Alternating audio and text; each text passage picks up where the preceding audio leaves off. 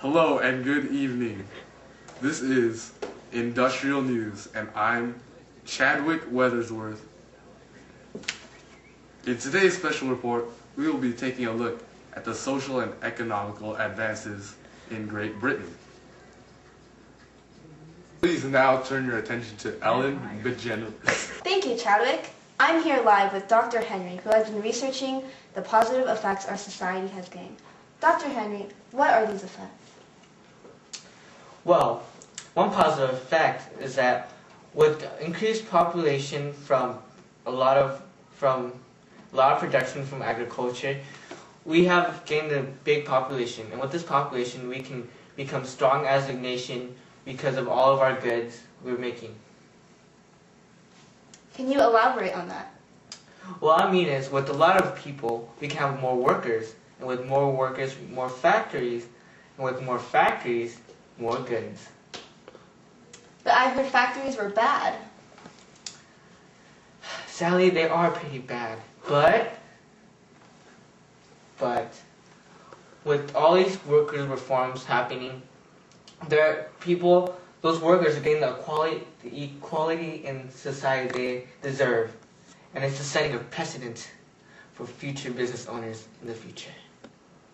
Strong words from a strong mind. Wow, what a compelling story. Thank you, Ellen BeGeneres.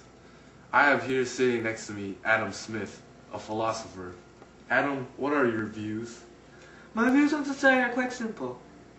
I believe in the laissez-faire, which means to let companies do what they will.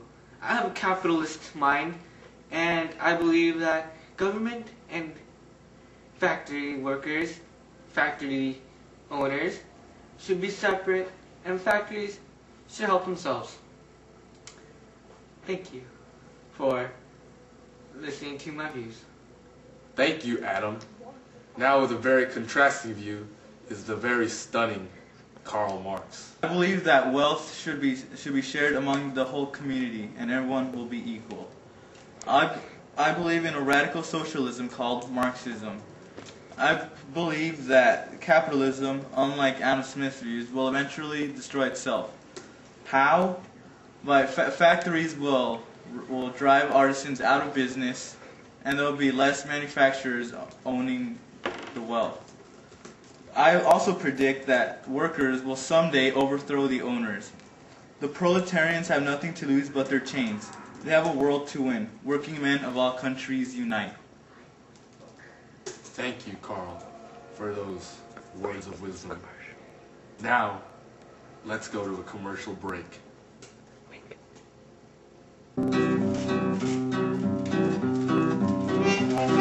Hello, boys and girls, mothers and fathers. Come work at my factory. I won't pay you anymore or treat you better, but together we'll become a family. Welcome back to Industrial News. Let's go to Ellen BeGeneres with Charles Dickens talking about his new book.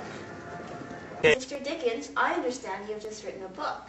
Yes, that's very correct. How does this pertain to our society? David Copperfield, the main character of our story, he is forced to work in a factory as a child, and as you all know, children are being forced into labor. Well, not forced, but they really don't have a choice. Can you tell me about some of the hardships he's faced?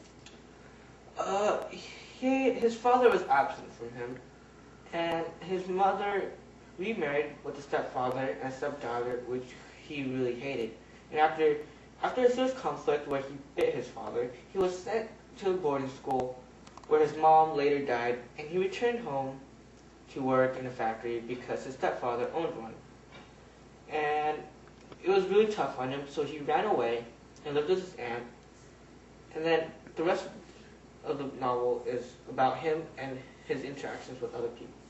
I understand you ended the book with him living in Australia. Why did you choose this particular place? Australia is a brand new world to us. We never been that far down there, and I would like to show that my story is within this time era, like with the child workers, and that is why I chose that. Thank you. That was very interesting. I will definitely read that book. To my left is William Symington, innovator of the steam engine, creator of the steamboat. How did you come up with it? I originally had a crude chain and ratchet drive, which was not that great. And when I was asked about the use of steam engines on a canal, I knew I had to make a better one. How many people asked you for the... The Duke of Bridgewater ordered 8. However, a big downside is that the damage to the canals by the boat's wake. Uh-oh. To another inventor, Trevithick. What did you invent? I helped innovate and create a rock boring machine. Is it reliable? The drill bit is really soft, so then when it goes, it will break easily, or sometimes won't work as well. But it has helped build railroads and plow through mountains and mines. Thank you for being here. Oh, thank you for having me. I'm really excited about my new invention. I want the whole world to know about it.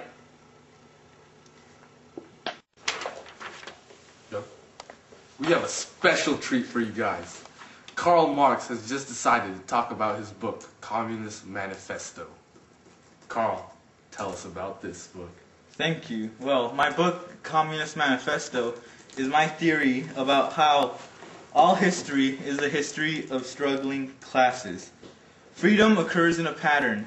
For example, feudalism was overthrown by bourgeoisie capitalism, and that will eventually be overthrown by proletarian revolution, resulting in a dictatorship. Thank you. That was enriching. Come on down and ride my steamboat. Children under 11 ride free. Space is limited, so get your seat today. I met up with someone from the working class. Who are you? I am a child worker. How are working conditions for you? I work every day non-stop, and my brothers have been deformed for as long as I can remember. I have already lost a sister from the hard conditions. Do the supervisors treat you well? I get beaten almost every day for little mistakes that can be fixed. I have scars on my back from being whipped. I wish that one day children like me don't have to suffer. And is it impossible for you to lift your head?